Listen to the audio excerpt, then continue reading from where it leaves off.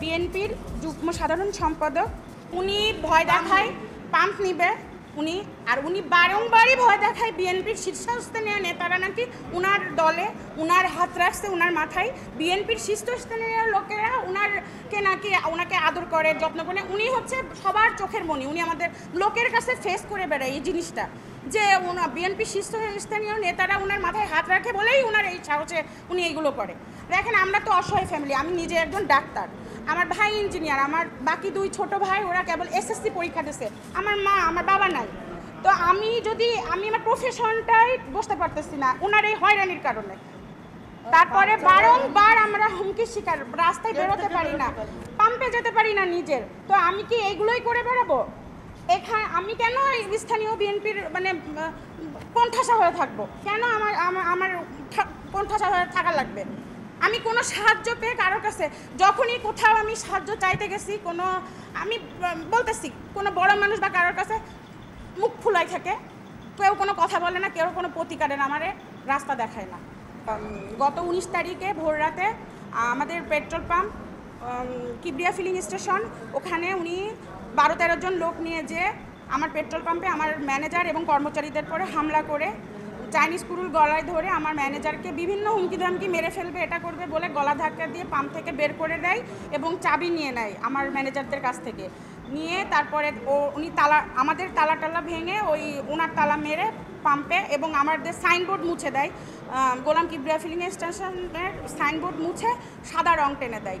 দিয়ে তারপরে উনি পাম্প দখল করে মানে ওদেরকে বের করে দেয়। আমার কর্মচারী, গার্ড যারা ছিল, ম্যানেজার, সবাইকে বের করে দেয়। এরপর আমি 999-এ ফোন করি। 999-এ ফোন করার পরে আমাদের পুলিশ প্রশাসন ওরা পাঠায়। তারপরে হচ্ছে ওখানে পুলিশ আমাদেরকে ডাকে, আর ওরা ওখানে উপস্থিত ছিল। ডাকার পরে এবার তখন ফাঁড়িতে, মানে বাগাচাড়ার যে ফাঁড়ি, ওখানে আমাকে নিয়ে যায়, আমাদেরকে এবং ওনাদেরকেও ডাকে যে আপনাদের কী ডকুমেন্টস আছে দেখান। তো উনি তো কোনো ডকুমেন্টস দেখাতে পারিনি, একটা ভুয়া দলিল উনি দেখায় যেটার কোনো ভিত্তিই নেই। আর হচ্ছে আমি আমার বিপিসির অনুমোদন, ডিলারশিপ, এভরিথিং আমার পাম্পের, গোলাম কিবরিয়া ফিলিং স্টেশনের যত কিছু আছে সব কিছু দেখায়। এরপরে আমাদের ফাঁড়ির পুলিশ ওনারা বলে আচ্ছা ঠিক আছে, আমরা কাগজ দেখি, আপাতত এখন পাম্প বন্ধ থাকবে। কিন্তু আমাদের পাম্পে তেল মজুদ ছিল প্রায় 30 থেকে 40 লক্ষ টাকার। তারপরে আমরা ওনার কাছে বলি যে পাম্পে তো তেল আছে, তো এখন আমরা কি করতে পারি? তখন পুলিশ বলে যে পাম্পটা তাহলে এক কাজ করেন, আপনাদের একটা লোক আমরা দিচ্ছি, আমাদের থাকবে। তারপর যখন আমরা বাসায় আসতে যাব, তখন ওরা আমাদেরকে ফাঁড়ির গেটের সামনে 100 জন নিয়ে আমার মা এবং আমাকে অকথ্য ভাষায় গালিগালাজ এবং আমাকে মারবে বলে রেডি ছিল 100 জন। মানে বেরিয়ে হতে পারি না গাড়ি থেকে নিয়ে। তারপরে আমরা পুলিশ জানে, ওসি সাহেব জানলো, মানে আমি বিভিন্ন মানুষের কাছে হেল্প চাচ্ছি আর কি, যে আমি পুলিশ, তখন ওই বাগাচাড়া পুলিশই আমাদেরকে সাহায্য করে আমার বাড়ি পর্যন্ত ওনারা দিয়ে গেছে সেফলি।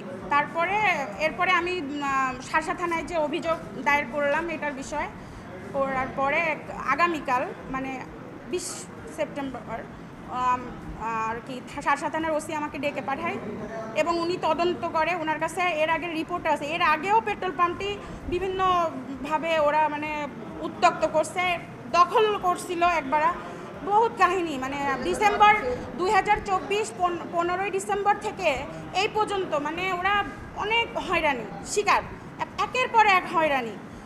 তো তারপরে যখন ওসি সাহেব যখন এগুলো ডিটেলস দেখলো, পেপারস বা আমাদের কেস চলতেছে বা আমাদের কাগজপত্র, বিপিসির অনুমোদন, পেট্রোল পাম্প, এগুলো সব দেখলো, তখন ওসি সাহেব চাবিটা আমাদের কাছে হস্তান্তর করে। বাসা কিংবা অফিসে নিয়ে নিন পিওরশিপের ওয়াটার পিউরিফায়ার।